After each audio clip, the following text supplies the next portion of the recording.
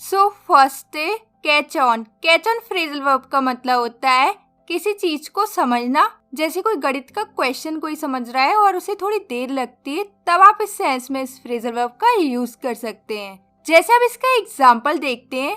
गणित के इस प्रश्न को समझने में उसे थोड़ा समय लगा, तो आप इसे इंग्लिश में सुनाएंगे। It took him a while to catch on to this maths question. It took him a while to catch on to this maths question. मतलब गणित के इस प्रश्न को समझने में उसे थोड़ा समय लगा। और नेक्स्ट फ्रेजल वर्ब है ड्रॉप आउट। ड्रॉप आउट का मतलब होता है किसी काम को बीच में ही छोड़ देना। जैसे कुछ लोग स्कूल छोड़ देते हैं बीच में या फिर कॉलेज छोड़ देते हैं बीच में, तो आपको इस सेंस में इसका यूज करना है। अब जैसे इसका एग्जाम्पल देखते हैं। अपना खुद का बिजनेस शुरू करने के लिए उसने कॉलेज छोड़ दिया, तो आप इसे इंग्लिश में सुनाएंगे। She dropped out of the college to start her own business. मतलब अपना खुद का व्यवसाय शुरू करने के लिए उसने कॉलेज छोड़ दिया। और अगली फ्रेजल वर्ब है पुट ऑफ। पुट ऑफ का मतलब होता है टालना। जैसे कोई काम आप कल पर टाल देते हो, तो इस सेंस में आपको इसका यूज करना है। अब जैसे इसका एग्जाम्पल देखते हैं। अपना होमवर्क कल तक मत टालो, तो आप इसे इंग्लिश सुनाएंगे। Don't put off your homework until tomorrow. मतलब अपना होमवर्क कल तक मत टालो।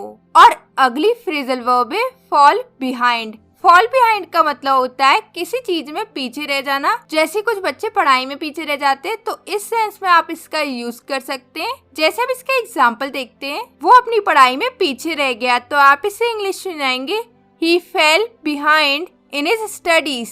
मतलब वो अपनी पढ़ाई में पीछे रह गया। एक और एग्जाम्पल इसका, फाइनल एग्जाम में वह अपने दोस्तों से पीछे रह गया, तो आप इसे इंग्लिश सुनाएंगे।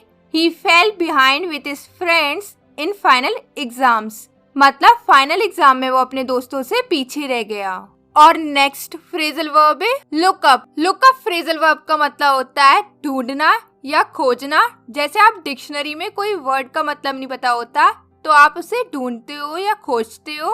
और या फिर आप गूगल पे भी कोई वर्ड सर्च करते हो, तब भी आप उसे ढूंढते हो या खोजते हो। तो इस सेंस में आपको इसका यूज करना है। जैसे इसका एग्जाम्पल देखते हैं। उसने ये शब्द डिक्शनरी में ढूंढा, तो आप इसे इंग्लिश में सुनाएंगे। She looked up this word in the dictionary. मतलब उसने ये शब्द डिक्शनरी में ढूंढा। एक और एग्जाम्पल है इसका। इस शब्द का मीनिंग डिक्शनरी में ढूंढो, तो आप इसे इंग्लिश में सुनाएंगे। Look up the meaning of this word in the dictionary. मतलब इस शब्द का अर्थ डिक्शनरी में ढूंढो। और नेक्स्ट फ्रेजल वर्ब है hand in. Hand in phrasal verb का मतलब होता है किसी चीज को जमा करना। तो इस सेंस में आपको इसका यूज करना है। अब जैसे इसका एग्जाम्पल देखते हैं। अपना असाइनमेंट टाइम पर जमा करना मत भूलना, तो आप इसे इंग्लिश सुनाएंगे। Don't forget to hand in your assignment on time. मतलब अपना असाइनमेंट समय पर जमा करना मत भूलना। और अगली फ्रेजल वर्ब है मग अप। मग अप का मतलब होता है रट्टा मारना। एग्जाम से पहले जो आप मारते हो रट्टा, तो इस सेंस में आपको इसका यूज करना है। अब जैसे इसका एग्जाम्पल देखते हैं। रट्टा मत मारो, तो आप इसे इंग्लिश सुनाएंगे। Don't mug up.